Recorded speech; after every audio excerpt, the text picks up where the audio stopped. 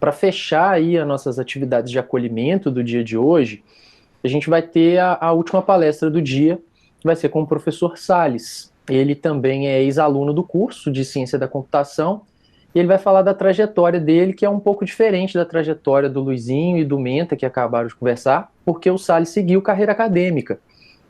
O professor Salles ele vai se tornar coordenador do curso a partir de setembro, então é legal para vocês já terem esse contato com ele, é, já que provavelmente ao longo da graduação vocês vão conversar e recorrer bastante para resolver situações com ele. Então, eu passo a palavra para o professor Salles, pode ficar à vontade aí para compartilhar com ele o que você programou, Salles. Ok, obrigado. Boa tarde a todos. Apesar da trajetória minha ter sido bem diferente dos outros dois alunos, parece que muita coisa que eu coloquei, que eu planejei para colocar aqui para conversar, foi combinado com eles, porque vários dos assuntos que eles falaram, eu também vou falar aqui, e também foi falado naquela conversa que a gente teve hoje de manhã, né? Então, tem essa parte aqui falando da área que eu trabalho, eu já tinha comentado levemente disso de manhã, né? Trabalho com algoritmos, estruturas de dados, programação de alto desempenho, que é basicamente você utilizar vários processadores, ou talvez vários computadores juntos, ou um supercomputador, para tentar resolver um problema de forma mais rápida, né? Para ter os cálculos mais rápidos. Geometria computacional, que é muito usado em jogos, impressão 3D, sistema de informação geográfica e programação competitiva, que está relacionado com maratona de programação, que o Luizinho e Menta tinha comentado um pouco mais cedo, né? As disciplinas que eu atuo aqui, normalmente são disciplinas de programação. Na verdade, eu não estou trabalhando mais com programação 1 e 2, já dei aula dessas duas disciplinas várias vezes. Atualmente, eu ministro mais aula de estrutura de dados. Eu também ajudo um pouco, às vezes, nas aulas práticas de programação 1, mas esse semestre eu não estou com aula prática de 110. A estrutura de dados, que é como se fosse a programação 3, que ela é vista no terceiro período. Teoria de grafos é uma disciplina que vem no quarto período, computação gráfica também.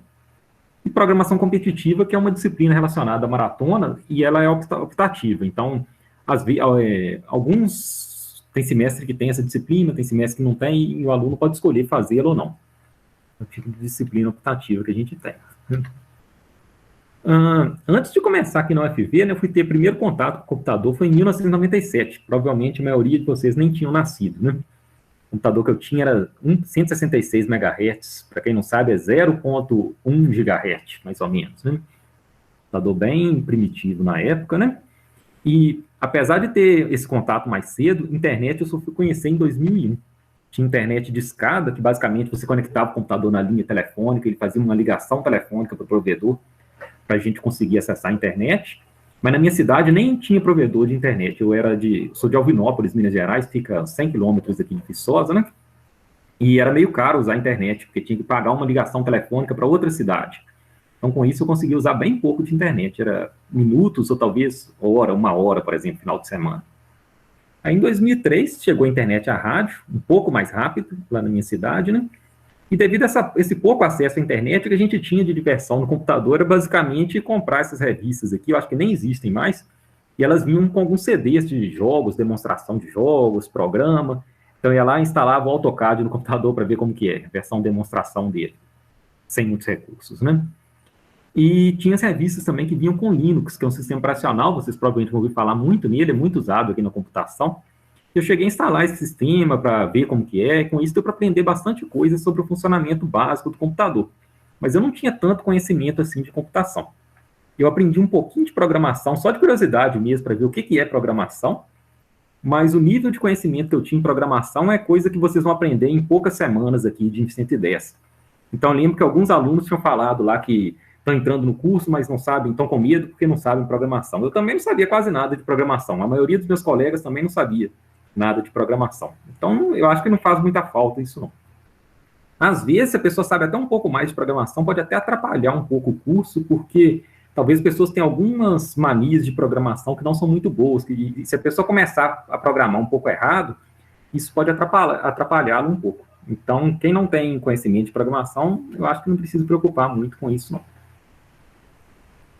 Essa parte que é o objetivo, né? Por que eu quis computação?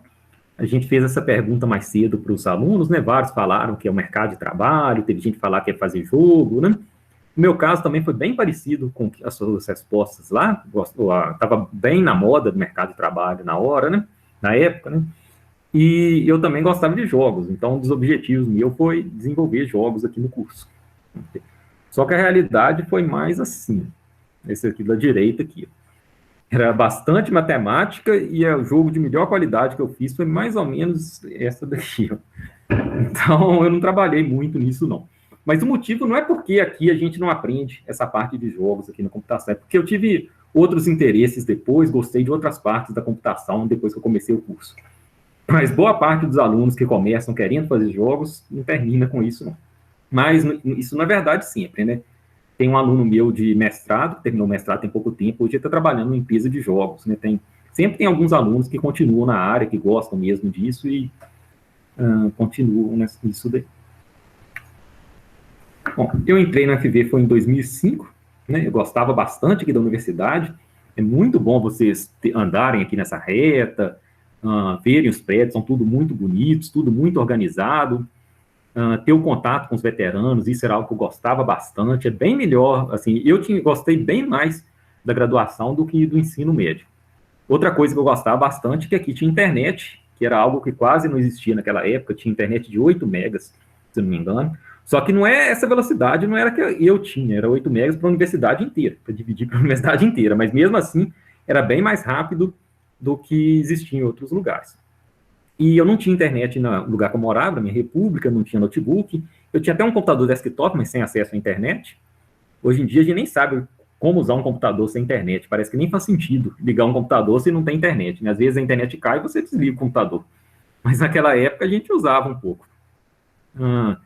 E era bem divertido isso aí, porque a gente sempre almoçava no RU, por exemplo, 11h30, meio-dia. Depois disso, ia lá para o departamento de informática, que fica nesse prédio aqui, no quarto andar, né, e ficava usando a internet lá, conversando bastante com os veteranos. Isso era uma experiência muito boa, eu gostei bastante disso. Okay. E à tarde, normalmente a gente estudava, à noite também, tinha que estudar às vezes para as disciplinas. Agora, falando um pouco das disciplinas, né? Uma coisa que tem muita diferença que vocês vão perceber em relação ao ensino médio, são mais focadas em exatas. Apesar de que quando eu cursei, tinha português e tinha inglês aqui na grade. Hoje em dia, eu acho que não tem mais português e o inglês foi para o segundo período, né? Mas as disciplinas, na minha opinião, são bem mais interessantes para uma pessoa, por exemplo, que gosta de exatas, porque são mais focadas, né? Tinha disciplina muito desafiadoras. Eu lembro até hoje, quando eu comecei o curso, minha primeira aula foi de cálculo 1, e o professor mostrou esse livro aqui, que era o livro que a gente usava na época. Ele mostrou uma página do livro e falou, ó, uma página desse livro equivale a 8 ou 10 páginas do que a gente tinha no ensino médio em nível de dificuldade. Vocês vão gastar muito mais tempo estudando isso daqui. Então, a gente gastava bastante tempo para poder estudar essas matérias, principalmente as de matemática e física. Outra coisa que eu achei de diferente, né? INF 130, que é a teoria da computação, e essa daqui, que é programação funcional, o material dela tinha muito material em inglês, eu não lembro se era todo o material ou uma parte dele. Então, a gente tinha que se esforçar para poder ler o material. Mesmo se vocês não souberem muito inglês, não precisa se preocupar tanto com isso, não, porque dá para aprender ao longo do curso. Se vocês se esforçarem para estudar a disciplina, lendo o material em inglês, com o tempo vocês vão começando a entender melhor e vão ter talvez tanta dificuldade assim, né? Tinha matéria de programação, né? Programação 1, programação 2, programação funcional. Eu sempre achei isso aqui muito divertido. Era matéria muito boa mesmo, era basicamente diversão fazer essas disciplinas da computação. Imagino que vocês vão gostar bastante disso. Tinha aulas práticas, né? Basicamente, a ideia das aulas práticas é que você tem uma historinha com algum problema e a gente tenta resolver esse problema. Isso lembra muito a ideia de quebra-cabeça, desafio de lógica. Então, todo exercício dessas aulas é como se a gente estivesse tentando resolver um quebra-cabeça. Isso é praticamente uma diversão, é algo muito interessante. E tinha disciplinas de matemática e física, que eu já comentei aqui, né? E a impressão que eu tinha é que não precisava de tanto isso, de tanto dessas disciplinas aqui. Porque apesar da computação ter bastante matemática, eu achava que era um pouco de exagero isso daqui, mas na verdade eu estava errado. Realmente essas disciplinas são bastante importantes. A gente tinha até piada que foi enganado ao entrar no curso, porque eu pensei que era o computador que fazia os cálculos, não era eu, né? Mas essas disciplinas realmente têm as suas funções lá. INF 110, né, que é a programação 1, eu já comentei, né, vários problemas que a gente tinha que resolver. Uma coisa que me agradou muito, que era o professor até Vladimir, que estava mais cedo aqui, ele passou como último trabalho de disciplina, na verdade, fazer um campo minado, que é esse joguinho aqui. Então, a gente fez nossa própria versão do campo minado. Na verdade, a ideia era tentar clonar o campo minado do sistema Windows, né? Fazer um igualzinho esse daqui. Normalmente, nas disciplinas de programação, até estrutura de dados, programação 1, 2, estrutura de dados, a gente não trabalha com a parte gráfica, não tem essa ideia de botões, de clicar mouse, é tudo modo texto, porque a ideia é vocês aprenderem os fundamentos de programação. Mas o professor tinha feito várias coisas para poder esconder essa parte difícil, dessa parte gráfica, e com isso, mesmo sem muito conhecimento nessa parte, a gente conseguiu fazer esse jogo aqui com interface gráfica. Depois disso, eu até cheguei a fazer um outro jogo, eu fiz um Pong, tipo esse joguinho de ping-pong aqui, e esse aí foi o segundo jogo que eu desenvolvi e também foi o último. Depois disso, eu nunca mais fiz jogo. Aí falar um pouco de oportunidades, essa parte até ficou bastante parecido com o que o Rafael Menta e o Luizinho tinham falado mais cedo, mas aqui eu dei bastante foco na iniciação científica, falando bastante coisa disso, porque é o que está mais relacionado um pouco com a área acadêmica, né? No meu segundo semestre, eu não tenho certeza se foi no segundo semestre ou no terceiro, eu também entrei na NoBugs, que é a empresa júnior do curso, vocês já tiveram contato com eles, o pessoal do Luizinho e Menta falaram bastante deles, que é uma excelente empresa júnior, uma ótima oportunidade. Quando eu entrei no curso, ela era bem famosa já. Eu lembro de, antes de entrar aqui na universidade, eu tinha lido em alguma revista, alguma entrevista, alguma coisa assim, falando da empresa júnior do DPI. Ela é organizada por alunos, ela fica aqui nesse prédio, aqui que é o prédio da Caixa. O professor Lucas tinha até falado desse prédio na hora que ele estava falando onde que fica o DPI, né? A NoBugs fica no segundo andar desse prédio aqui. Então, é uma empresa completamente organizada por alunos, né? Tem muita oportunidade lá. Mesmo quem não sabe programação ainda, poderia provavelmente fazer alguma coisa de útil lá, porque tem várias atividades, né? Tem atividade de programação, tem o departamento de qualidades dele. Eu marquei isso aqui porque eu, quando entrei, eu comecei a participar do departamento de qualidade. Departamento de recursos humanos. Então, acho que é uma boa oportunidade, não só para vocês praticarem programação, mas para também praticarem outras coisas que podem ser úteis na vida sua, né? A parte de administração, por exemplo. Tem a oportunidade de desenvolver produtos para o mercado, né? Porque normalmente são empresas que contratam a NoBugs, então vocês já vão ter um contato com o mercado, como se fosse um estágio mesmo. Muito desenvolvimento web, que isso aí é uma coisa que eu nunca trabalhei com isso, eu nunca foquei muito nessa parte web, eu não sei muita coisa disso. Então, por exemplo, a NoBugs é um bom lugar para vocês aprenderem isso. No curso tem algumas disciplinas disso, mas eu imagino que na NoBugs dê para aprender bastante coisa. Mas eu saí 12 meses depois de ter entrado na empresa júnior, porque eu comecei a fazer iniciação científica, eu preferi dedicar mais um pouco à iniciação científica. Mas tem vários colegas meus que entraram no NoBugs no início e ficaram até formar lá, gostavam bastante da empresa. E eu lembro que a NoBugs era muito famosa porque ela fez um fórum de discussão para os funcionários dela se comunicarem melhor. Isso gerou um resultado muito bom, inclusive uns colegas meus foram participar de um congresso internacional de empresa júnior, encontro internacional de empresa júnior, se não me engano, para apresentar o fórum da NoBugs, porque isso tinha gerado resultados muito bons. Então, a NoBugs é um ótimo lugar para vocês poderem trabalhar, para aprender, né? No meu terceiro período, né, que foi em 2006, no início de 2006, eu comecei a fazer iniciação científica. Basicamente, eu estou falando de iniciação científica, mas provavelmente muitos não sabem nem o que é isso, ou talvez tenham uma vaga ideia, então eu coloquei bastante detalhes sobre isso, o que é uma iniciação científica, né? A ideia é a gente poder trabalhar com professores do departamento de informática na área de pesquisa. Normalmente tem uma bolsa que vocês recebem, o valor é bem pequeno, mas ajuda bastante, né? Normalmente essa bolsa é paga pela FAPEMIG, o CNPq, que são órgãos de fomento. Esse aqui é mineiro e esse aqui é nacional. Aí o aluno tem que dedicar em torno de 20 horas por semana à iniciação científica. Esse aqui é um dos motivos de eu ter saído da NoBugs, para poder ter mais tempo para isso, né? E trabalho em pesquisa acadêmica. Aí o resultado da iniciação científica é desenvolver software, né, resolver alguma coisa, e escrever artigos descrevendo o que foi descoberto nessa iniciação científica. O projeto que eu comecei a trabalhar foi um projeto com o professor Marcos, que na verdade ele já até aposentou aqui do departamento, e ele ministrava até as mesmas disciplinas que eu estou ministrando agora. E eu trabalhava também como aluna de mestrado, que era orientada dele. Era um dos problemas relacionados à visibilidade, eu vou comentar disso depois, que foram basicamente uns programas, algoritmos que foram desenvolvidos por um professor dos Estados Unidos, chamado professor Franklin, Estou colocando o nome dele aqui porque depois eu cheguei a ser orientado dele mais para frente, né? Ele tinha desenvolvido vários algoritmos e programas relacionados a esses problemas de visibilidade. Aí o objetivo desse projeto de iniciação científica nosso foi tentar melhorar esses programas, essas ideias, para tentar desenvolver coisas novas em cima disso. Vou falar aqui rapidamente aqui do problema, só para vocês terem um pouco de noção como que é um exemplo de problema de trabalho de iniciação científica, né? Mas tem várias áreas. Esse aqui é mais relacionado com algoritmos e programação.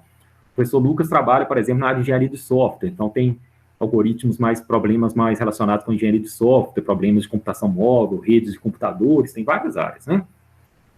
Aí a ideia desse projeto nosso é o seguinte: a gente tem os dados de um terreno, que é como se fosse isso aqui, como se fosse uma imagem de satélite, mas na verdade não é uma foto de satélite. A gente tem informação no computador sobre o relevo do terreno. Aí imagina que você quer saber o seguinte: se eu colocar uma torre de celular aqui, quais regiões do terreno vão conseguir enxergar essa torre de celular? Ou seja, vão ter linha divisada para a torre de celular. Isso aí é o que a gente chama de viewshed, que é o mapa de visibilidade. Aqui tem um exemplo de uma. Se eu colocar uma torre aqui, essa região mais escura aqui é o que eu consigo ver, que eu consigo enxergar a torre. Aqui eu não consigo enxergar porque tem algumas montanhas bloqueando a torre. Isso tem várias aplicações, por exemplo, posicionar a torre de celular, posicionar a torre de observação contra incêndio, torre de vigilância, né? Ok.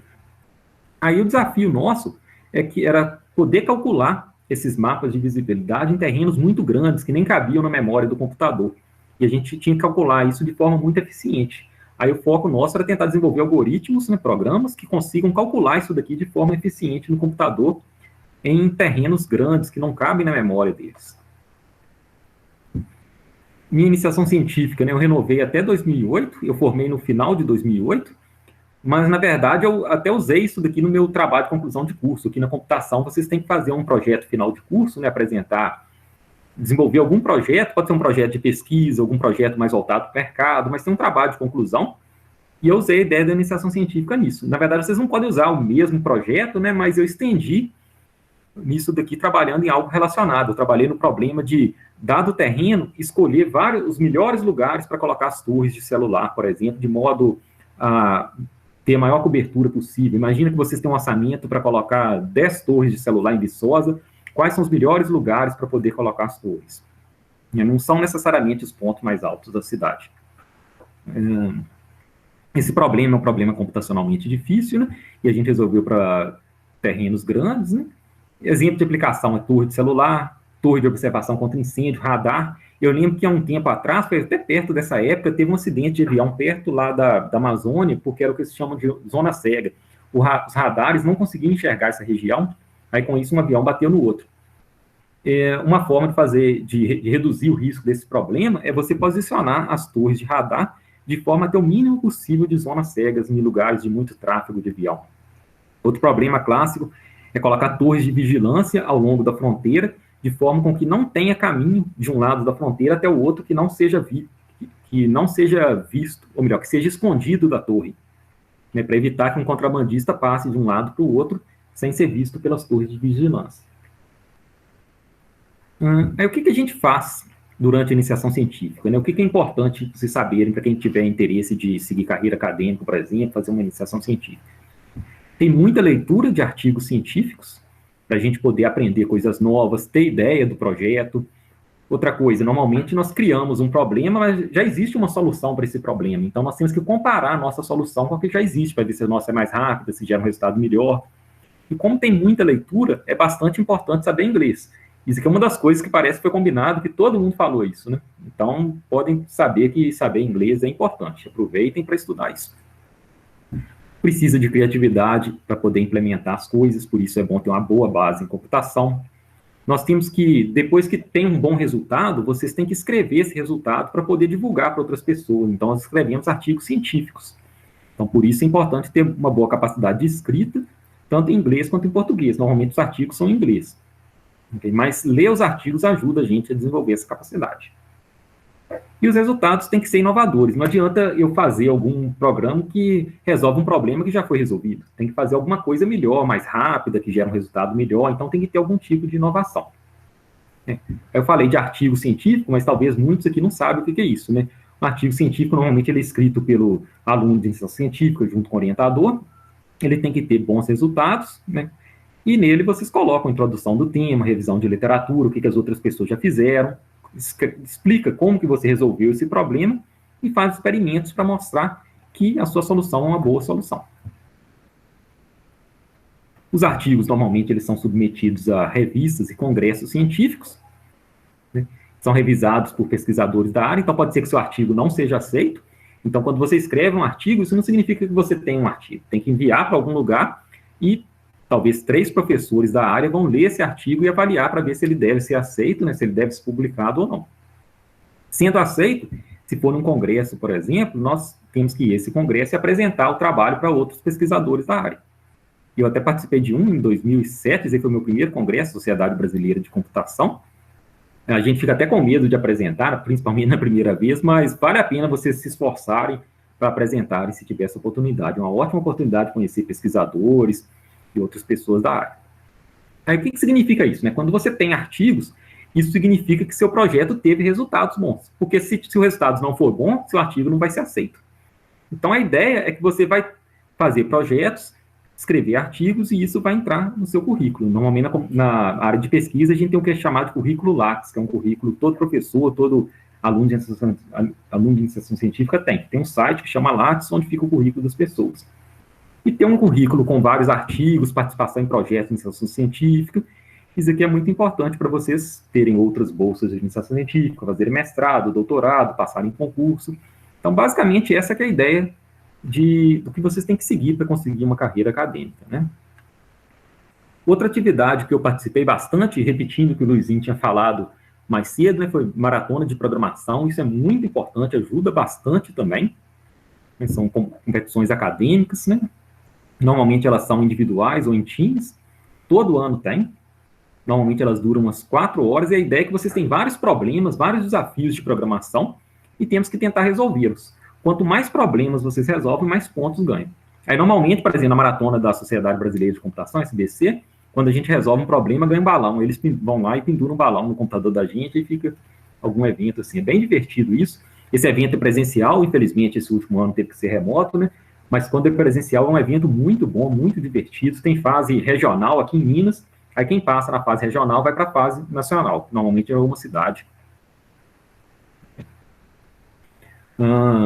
Isso gera muito aprendizado, é muito bom, ajuda bastante em disciplinas do curso, para a gente, projeto de algoritmo. Inclusive, quando eu fui fazer doutorado, umas disciplinas mais temidas que tinham, uma de projeto de algoritmos, e o que me ajudou muito nela foi essa parte de maratona. Na verdade, a disciplina foi muito divertida para mim, porque tudo que eu via lá era coisa que eu já tinha visto aqui no FV de maratona, e eu achei muito bom, foi a disciplina que eu mais gostei no curso.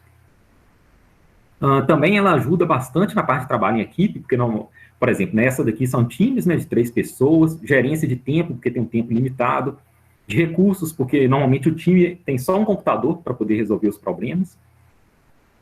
Então, também ajuda a gente a tentar resolver o problema longe do computador, no papel, porque enquanto você está resolvendo no papel, outra pessoa está lá programando no computador. Desenvolver software eficiente, porque se seu programa for lento, ele não passa, você não ganha ponto por eles. Ler, principalmente em inglês, porque a descrição dos problemas, dos desafios são em inglês, então você tem que ler rapidamente para tentar extrair o máximo de característica nele. Isso lembra até um pouco engenharia de software, né? Porque tem que ler o que o usuário quer que você desenvolve e tentar resolver o programa, desenvolver o programa que resolve isso. Aqui na UFV a gente tem muita oportunidade de maratonas de programação, a gente costuma oferecer disciplina, que eu comentei que eu ministro ela às vezes, juntamente com o professor André, que é INF 333. Então tem essa disciplina para ajudar na maratona. Muitas vezes a gente faz treinamento também, combina com os alunos, por exemplo, de uma vez por semana, encontrar para poder resolver problemas de maratona, para fazer uma competição. E isso foi muito útil para mim, ajudou bastante, até na área de pesquisa também, porque isso melhora muito a nossa capacidade de programação. Isso é útil tanto na área acadêmica, que eu falei aqui, quanto na indústria, né, que o Luizinho e o Menta até tinham falado antes. As empresas, ultimamente, têm olhado bastante isso. Eu comecei a participar em maratona, foi em 2007, inclusive foi uma das primeiras... A UFV tinha participado em 1990 em alguma coisa, foi na primeira maratona da SBC, mas depois parou de participar. Em 2007 entrou um professor aqui, o professor André, e ele começou a incentivar o pessoal a participar, e eu participei, foi o primeiro time, depois desse tempo, da UFV a participar, né? Eu participei de várias delas, até no doutorado eu participei, maratonas da Sociedade Brasileira de Computação SBC, tem a maratona de programação de alto desempenho, que é de um congresso de computação de alto desempenho. Então, a ideia, em vez de você resolver o máximo de problemas, na verdade, eles dão uma solução já pronta, e se a solução deles gasta 10 segundos e você consegue usar vários computadores, GPU, alguma coisa assim, para acelerar os cálculos, calcula em 1 segundo, você ganha 10 pontos. Então, quanto mais rápido a sua solução, mais pontos ganha. Então, tem que resolver o máximo de problemas e de forma com que eles sejam o mais eficientes possíveis.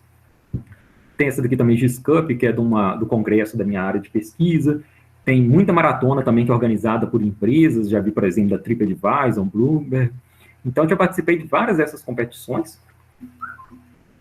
Tem outras também que eu não cheguei a participar, que na minha época não tinha, que é a Maratona Mineira de Programação, mas agora vocês podem participar.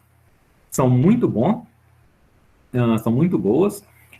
Tem também, agora a gente tem a maratona nossa na Semana de Informática aqui no FV todo ano, então outra oportunidade para vocês participarem. Inclusive ela tem atraído bastante patrocínio, então a gente sempre tem prêmios para os times. Antes os prêmios a gente sempre dava uma lata de doce de leite, agora está sendo outros prêmios maiores também, mas como é Viçosa não pode faltar lata de doce de leite, então quem ganhar, ganha lata de doce e mais alguma coisa. Ô Salles, só para complementar essa questão do doce de leite, talvez nem todos saibam, mas o doce de leite Viçosa é um souvenir, assim, tradicionalíssimo na cidade. Existe um concurso nacional que avalia qual que é o melhor doce de leite do Brasil. E o doce de leite Viçosa já ganhou por diversas vezes, e realmente é muito gostoso. Ele é feito, inclusive, dentro da UFV. Então, de tarde, quando começa a esfriar, ou de manhã, quando ainda está frio e eles estão produzindo doce de leite, que é aquela fumaça em contato com o clima muito úmido, né? Fica aquele cheiro de doce de leite espalhado no ambiente assim, é bem gostoso. Vocês ainda vão ter oportunidade de sentir isso. Vocês vão gostar bastante, e eu lembro que quando a FV errava o doce de leite, ele não ficava nos padrões tão bons, eles levavam para o RU. E o doce de leite Viçosa, que não está nos padrões, é o segundo melhor do Brasil. Okay? Então, é muito bom. Acho que todo mundo vai gostar bastante disso. Alguém perguntou aqui como que o time foi na final do ano passado. Eu não lembro em que lugar que eles ficaram no ano passado. Não sei se foi 20º, alguma coisa, lugar. Eu não lembro muito bem como que eles ficaram na final. Eu sou muito ruim de memória.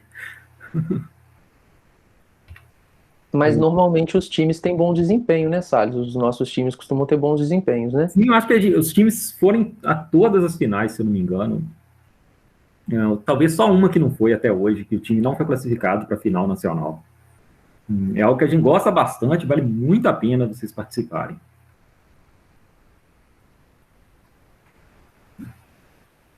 Ok, eu até esqueci de falar. Essas fotos aqui são da maratona da nossa Semana de Informática aqui. Começou tem uns 3 anos, mais ou menos, até a maratona da Semana de Informática, e ela é muito bom, os alunos gostam bastante, e a gente segue a mesma ideia de colocar balões aqui quando eles resolvem os problemas. Acho que vocês vão gostar bastante disso. Ok. Outra oportunidade, né? Semana de Informática, né? Que é um evento que a gente tem todo ano aqui. Normalmente ele é organizado por alunos. Infelizmente está tendo que ser remoto ultimamente, né? Nos últimos ano passado e esse ano. E tem palestra de alunos, ex-alunos, professores, gente de empresa. É um evento muito bom, uma ótima oportunidade para participar. E eu participei de todas, desde a graduação até o mestrado aqui.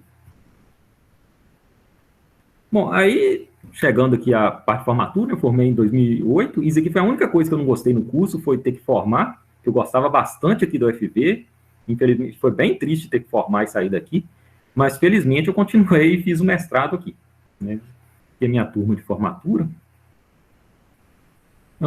Falar um pouco do mestrado, o que é um mestrado, né?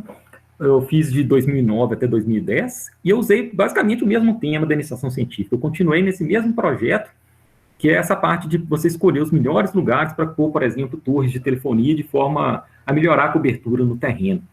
Só que a diferença é que a gente usou GPUs, que são as placas de vídeo do computador, que antes eram usadas mais para jogos, para mostrar vídeo, né? Mas aí, com o tempo, o pessoal começou a usar isso daqui para poder acelerar a computação. Eles descobriram que ela tem muito poder de processamento, e alguns programas dá para adaptá-los para poder usar esse poder de processamento. A pessoa consegue ter um ganho de 10 vezes, 100 vezes, 1000 vezes de desempenho usando uma GPU, porque elas são muito poderosas. Uma curiosidade que eu acho bem importante falar aqui é que eu fui conhecer GPUs, foi numa semana de informática, um ex-aluno do DPI, na verdade eu já conhecia GPU, né, mas eu fui conhecer o uso de GPU para computação, para fazer cálculos, foi na semana de informática que um ex-aluno veio, fez uma palestra falando que estava trabalhando nisso, coincidentemente eu estava começando, não, na verdade eu estava no final da graduação na época, achei interessante, comentei com o orientador e a gente decidiu usar isso no meu projeto de mestrado. Então a semana de informática ajudou no meu projeto de mestrado. Mestrado, normalmente, é a diferença principal para a graduação, que você tem bem menos disciplinas, por exemplo, 6 disciplinas. Também tem estágio e ensino, que vocês atuam, por exemplo, ajudando na aula de programação 1, nas aulas práticas, né? Tem a parte de pesquisa, que é parecido com a iniciação científica, e tem escrever artigos, escrever a dissertação. O professor Lucas falou que estava, né? Foi do João Gabriel Gazola? Lembra dela? Foi, Okay. provavelmente foi na primeira semana de informática que eu participei. Isso aí me ajudou bastante, foi muito bom isso. Então, por isso, novamente, participem das semanas nossas aqui, né? E tem a parte de você escrever a dissertação, não muito, por exemplo, como se fosse um artigo científico maior, de umas 100 páginas, mais ou menos, né? Tem a parte de revisão de literatura, os métodos, o que você fez, com experimentos, né? Mas, normalmente, a gente não escreve isso só no final. Ao longo do doutorado, vocês vão escrevendo artigos e depois dá para reaproveitar boa parte do texto desses artigos na dissertação. Então, a iniciação científica é como se o mestrado é como se fosse uma iniciação científica um pouco mais aprofundada e detalhada, né? E a única coisa que eu não gostei aqui no mestrado da FV foi a mesma coisa da graduação, foi ter que formar. Que eu gostava bastante mesmo daqui.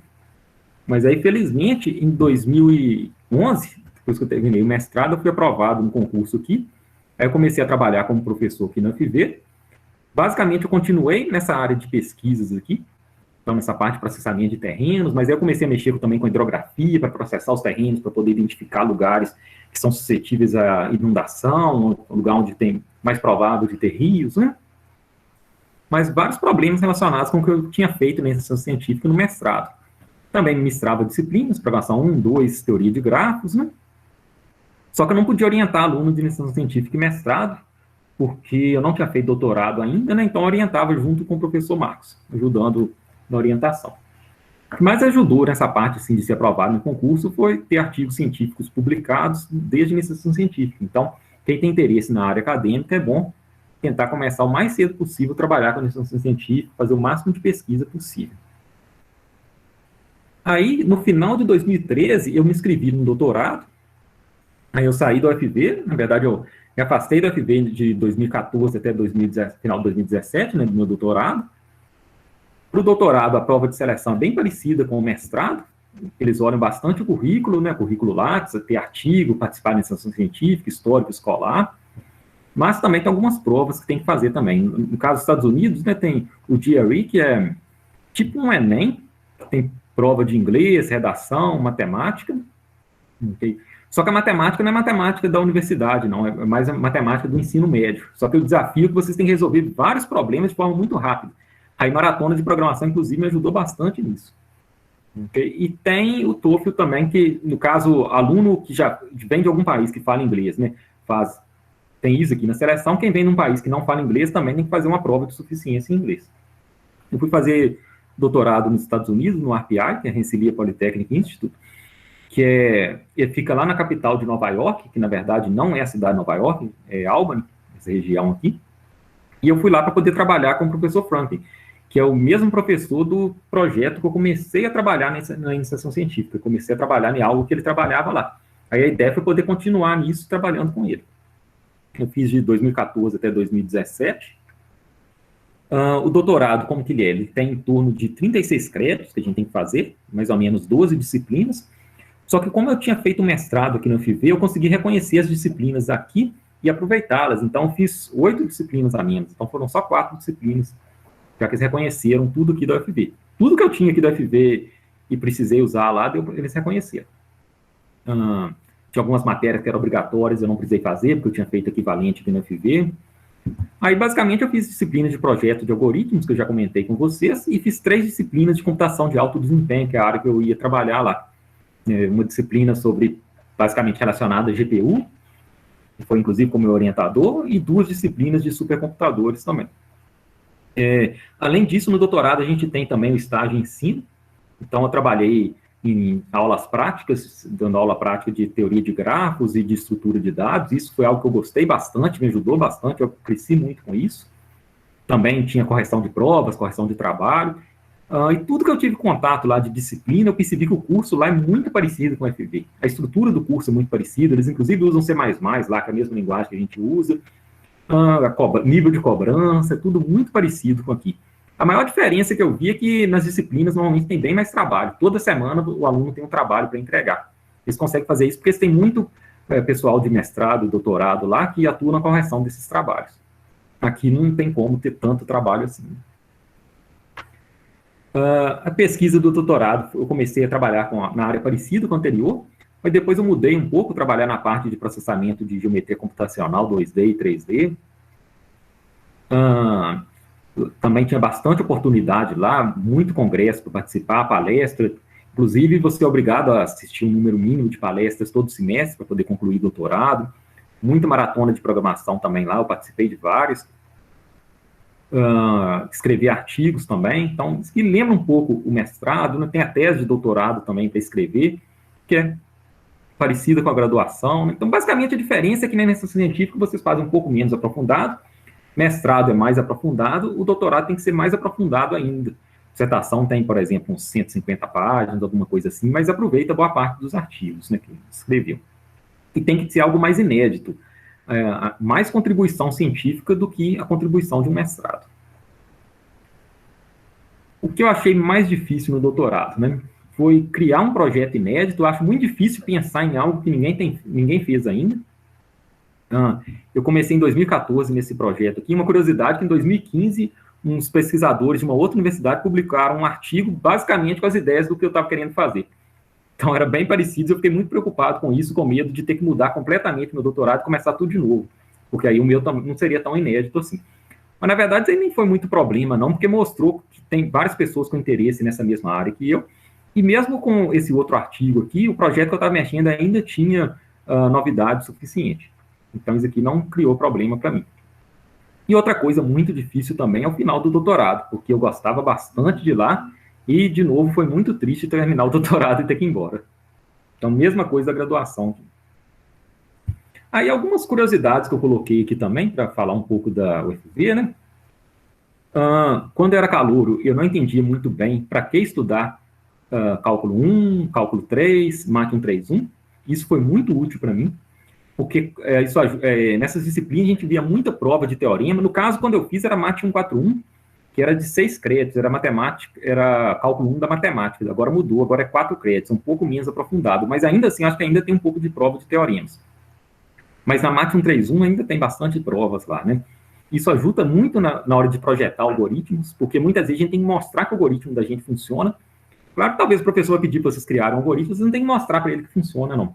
Mas a gente tem que se convencer que o nosso código está correto, porque se você não tem confiança nele, né, pode ter algum problema no código. Então, algumas ideias que a gente usa para provar teoremas em matemática são usadas para provar que o algoritmo da gente funciona, para nos convencermos de que o código está certo.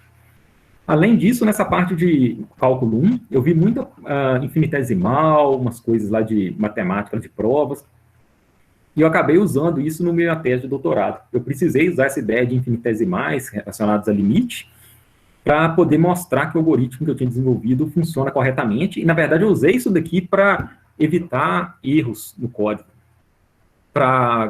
É meio complicado explicar isso, mas para garantir que, em todo caso, em toda situação de você usar o algoritmo, o uso desse infinitesimal que faz com que não tenha chance do código dar errado. Isso é meio complicado de eu explicar, mas essas matérias me ajudaram muito nisso. Outra coisa interessante, eu fiz em 450 arquitetura de computadores, vocês fazem um pouco no meio do curso, né? Quando eu estudei essa matéria, os computadores tinham normalmente um processador só, era single core. Mas nessa matéria a gente estudou também vários computadores antigos, arquiteturas de computador que não usava mais na época. Por exemplo, os computadores vetoriais, que era de 1970 que usava isso. Só que o engraçado é que, apesar de ser algo muito antigo, isso voltou à moda com as GPUs. Então, o que eu usei no mestrado, que é o uso de GPU para poder acelerar os cálculos, era baseado numa arquitetura de 1970. Então, o que a gente tinha estudado lá foi muito útil para poder entender melhor e poder usar GPUs no meu mestrado. Isso aqui também parece que foi até combinado com o Rafael Menta, que ele falou exatamente dessa disciplina de programação funcional. Também aconteceu a mesma coisa comigo, então foi até bom ver ele falando isso lá. É um paradigma diferente de programação, que é uma linguagem de programação num estilo diferente, muito diferente do que a gente usa normalmente. Quando eu estudei essa disciplina, foi em 2005, isso não era muito usado. Era meio teórico isso era uma coisa meio antiga, não tão útil assim na época. Eu não entendi muito bem para que usar isso, né, mas me ajudou bastante a entender recursividade, alguns outros conceitos de computação.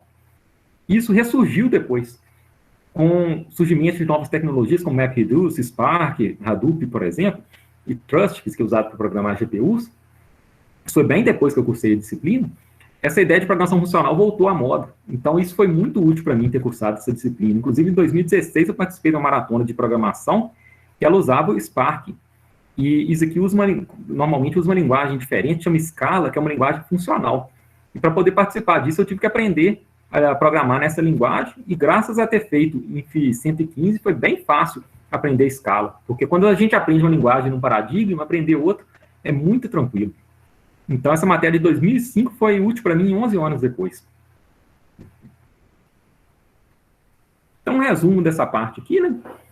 É muito importante ter uma boa base em computação, e eu tinha escrito isso antes do professor Lucas falar, e antes da palestra lá do Rafael Menta.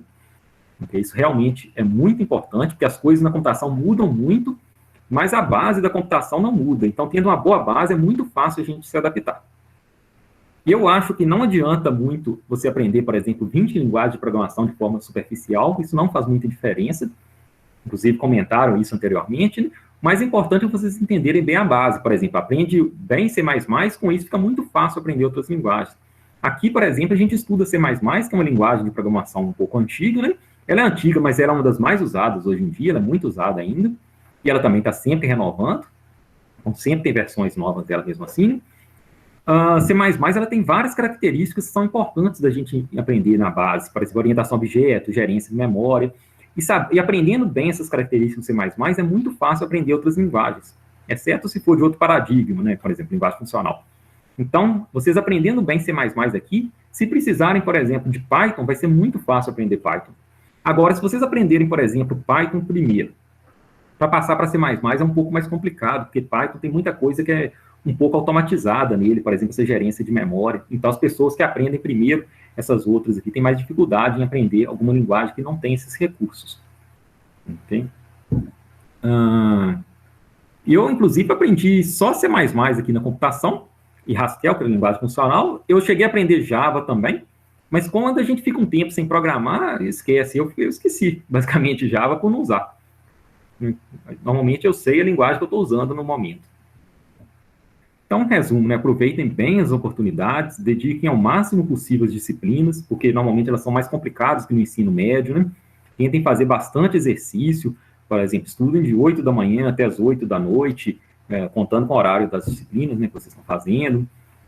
Isso aqui é mais importante, principalmente nos primeiros períodos, que o pessoal vai sentir provavelmente mais dificuldade. Eu achava, por exemplo, as disciplinas de matemática mais complicadas, e depois, com o tempo, a gente se acostuma um pouco mais com as disciplinas, aí talvez não precise estudar tanto mais.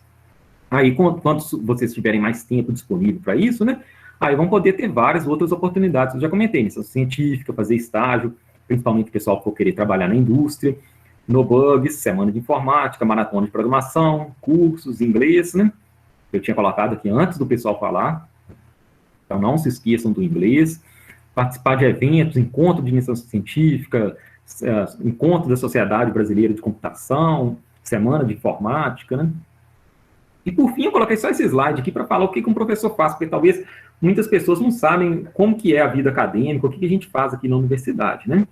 Normalmente, a gente ministra disciplinas, isso que é o que todo mundo lembra, né? Mas essa parte de disciplinas é uma parte até pequena das horas nossas. A gente costuma ministrar, por exemplo, 8 a 12 horas por semana de disciplina. A gente gasta mais tempo preparando as disciplinas, né? Preparando aula, corrigindo trabalho, provas, né? E nessa outra parte aqui também, tem pesquisa, orientação de alunos, orientação de aluno de mestrado, iniciação científica, a gente tem que ler bastante artigo para poder ficar atualizado na área, revisão de artigos, porque quando alguém escreve um artigo e manda para um congresso, por exemplo, é um professor que vai avaliar esse artigo, aí a gente recebe esses trabalhos, lê e faz um parecer para ele sobre a qualidade desse trabalho. Quando alguém escreve um projeto de iniciação científica para tentar conseguir a bolsa, esse projeto é enviado para professores que vão avaliar para ver a qualidade desse projeto.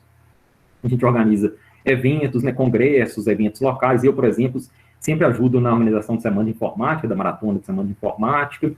Tem a parte de administração, isso aqui eu nunca atuei. Tem professor que trabalha como chefe de departamento, diretor de ciências, reitor, tem professor que é diretor de, por exemplo, de assuntos internacionais, algumas coisas assim. Trabalho em comissões, né? Por exemplo, comissão coordenadora do curso, que é presidida pelo professor Lucas, que faz esse encontro com os calouros, entra em contato com os alunos, tem comissão que avalia projetos de pesquisa e assim por diante. Então, basicamente, é isso que é a nossa atuação. Então, foi isso que eu coloquei aqui. Sobrou um pouco de tempo aqui para a gente conversar, né, caso alguém tenha dúvidas. Acho que eu falei até demais. Não, foi ótimo. Pessoal, fiquem à vontade para fazer pergunta para o professor Salles. E enquanto vocês vão pensando aí nas perguntas, eu vou fazendo alguns comentários que a gente vai lembrando, assim, né? Achei bem legal você falando sobre a sua trajetória, porque mostra como que oportunidades que a gente pega, às vezes, na graduação, sem tanta pretensão, leva a gente a voos muito mais altos. Eu arrisco a dizer que provavelmente a sua primeira iniciação científica, Salles, foi determinante para você seguir a carreira acadêmica.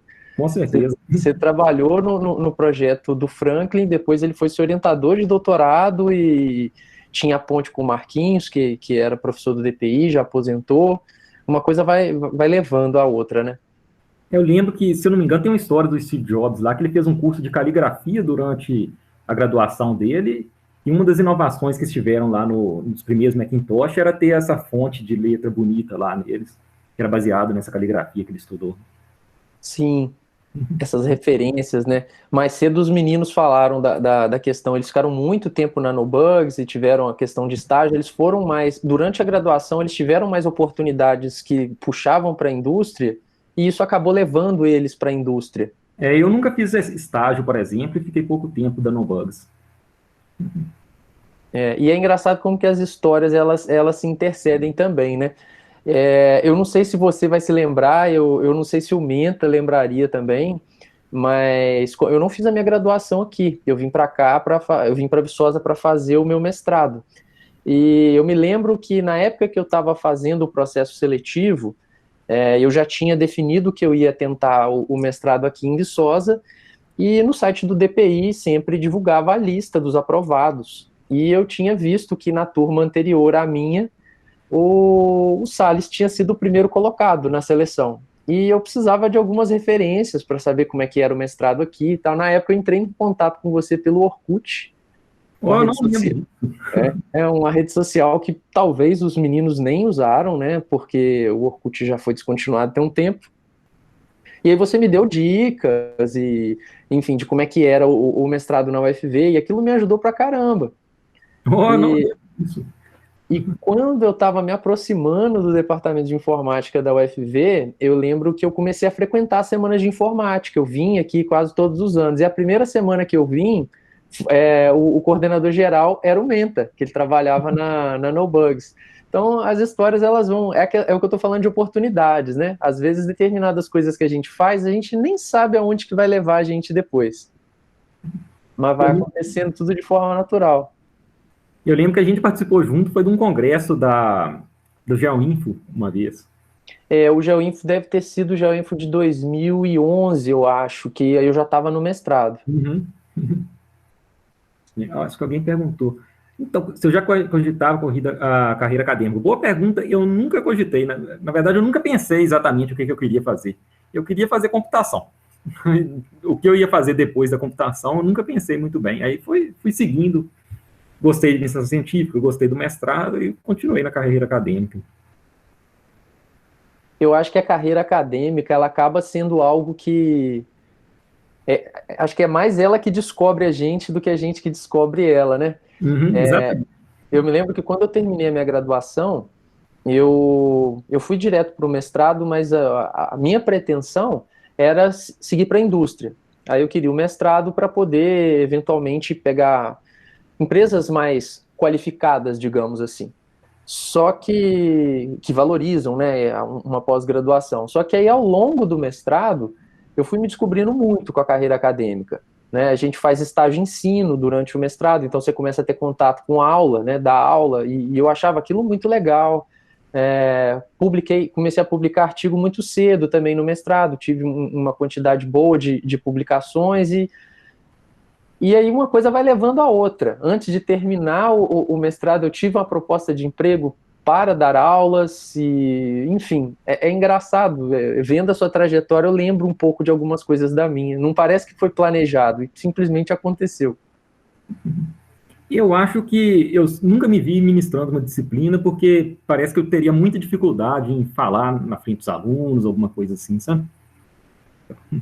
Eu acho que seria uma coisa muito complicada e depois a gente acostuma. E uma coisa, esse slide seu que está até aberto, coisas que a gente faz, né? O que é legal da carreira acadêmica. Uma das coisas que eu acho mais interessante, não sei se você compartilha da mesma ideia, é o fato da gente não cair na mesmice. Nunca é repetitivo, nunca é igual. Cada semestre é um desafio diferente. Cada semestre os alunos são diferentes, com perfis que exigem a gente a tentar ensinar de formas variadas para atender a todos. As dúvidas não são as mesmas, e isso é legal, é um desafio constante, a gente está sempre reciclando. Eu particularmente gosto muito disso. Eu também gosto bastante disso, e também a liberdade também, por exemplo, você gosta de alguma área específica, você pode ir lá pesquisar nessa área. Deixa eu ver aqui. Então, pessoal, o que vocês... vocês têm alguma dúvida em específico? Alguém é, por exemplo, filho de professores? Já acompanhou aí a rotina de um professor no dia a dia ou não?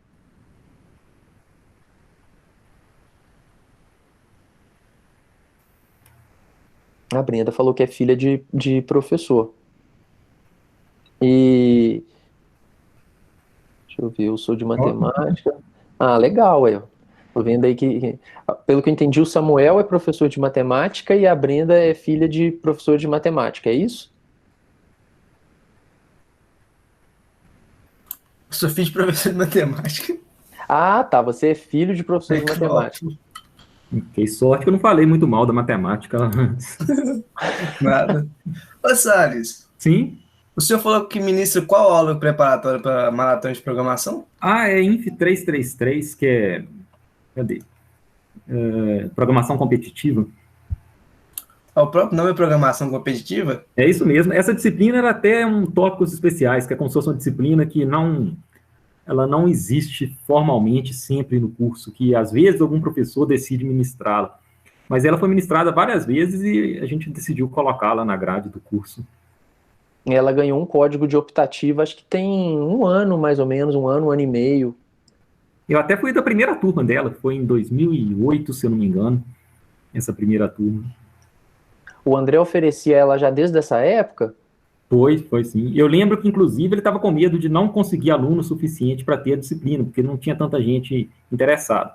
Aí eu conversei com um monte de colega tentando incentivar todo mundo a fazer, aí eu fiquei sem vaga nela.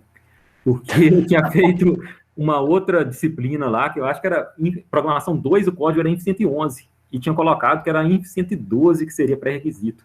Aí eu, teoricamente, não teria o pré-requisito dela. Mas aí depois ele conseguiu aumentar o número de vagas e eu consegui. Eu não lembro se você comentou, Salles, ao longo da apresentação, talvez sim, mas você participa desse treinamento hoje aqui no DPI, né? Você promove esse treinamento junto com os grupos, fora mesmo da disciplina, não é? Tem um grupo de estudos para maratona, não é isso? Normalmente quando é presencial, a gente sempre combina de ter, por exemplo, uma vez por semana, mesmo aluno que não está na disciplina, a gente tem um treinamento fora dela para eles poderem participar, quem está interessado. A gente tem também, não só para essa matéria, tem para a maratona de programação paralela, várias outras competições de programação, o DPI sempre manda a gente para poder participar. Como é que faz para participar? Vocês têm que ir bem em programação 1, de preferência, né? E,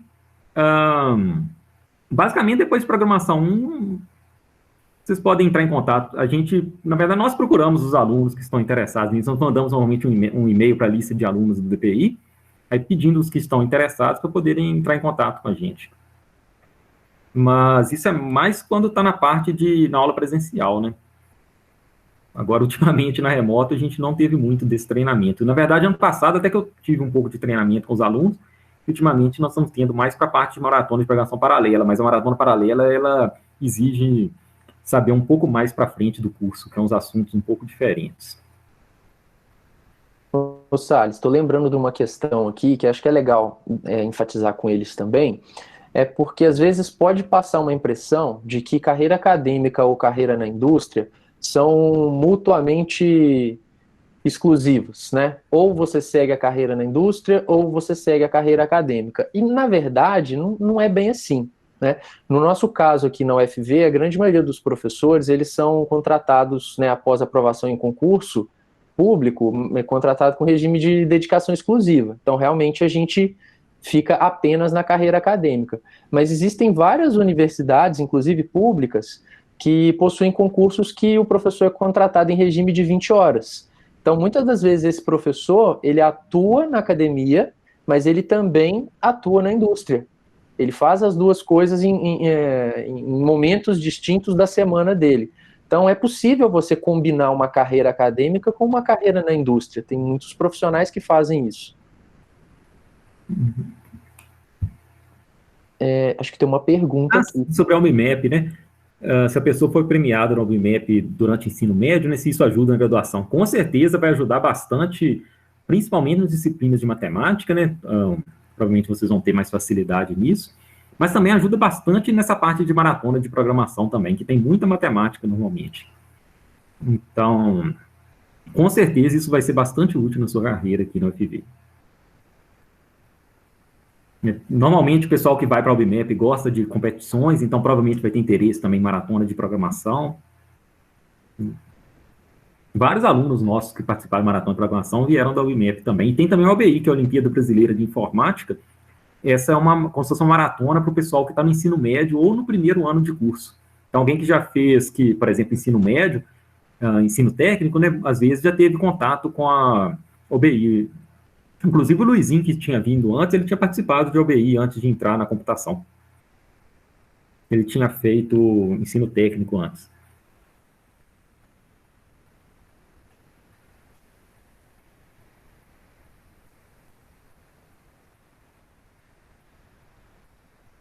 Tô vendo que o pessoal está interagindo aqui no chat. Isso que tem a OBI, o pessoal normalmente faz nos últimos anos do ensino médio, quando é ensino técnico, né?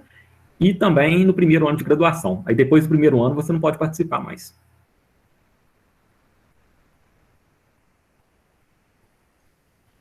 Muito bem. Aí, tô vendo que o pessoal ganhou menção honrosa. Tem bastante gente que gosta dessa área, assim, de competições. Então, acho que vocês vão gostar bastante da maratona de programação. Legal. Aí, aos poucos, o pessoal vai descobrindo algumas interseções aí de trajetórias também. É o que eu tô vendo no chat, a interação.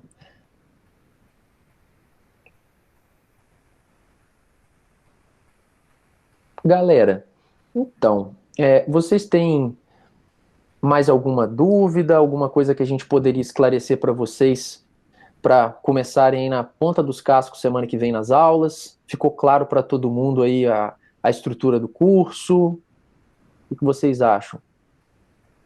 Meu objetivo aqui ao longo do dia era realmente quebrar esse gelo com vocês. Às vezes a gente chega num ambiente diferente, pode ter a impressão que os professores às vezes são inacessíveis ou são amedrontadores ou coisa assim. Imagino que vocês tenham percebido que aqui no DPI a gente tem um ambiente muito tranquilo, muito saudável, né? De muita brincadeira mesmo entre o grupo de professores. Eu imagino que seja um ambiente que vocês vão gostar bastante. Isso não é apenas o que está acontecendo aqui no evento, o Salles também pode confirmar que a gente tem um ambiente bem saudável no departamento de informática. E eu imagino que vocês vão ficar bem à vontade aí ao longo do curso. Claro que nem tudo são flores, exige muita dedicação, exige muito estudo, mas isso é natural para todas as áreas do conhecimento, né, para a gente forjar aí uma carreira profissional. Espero que vocês tenham aproveitado o dia de hoje com a nossa programação Queria agradecer o Salles também pela disponibilidade de vir aqui conversar com a gente, compartilhar um pouco da trajetória dele. Um abraço aí para vocês.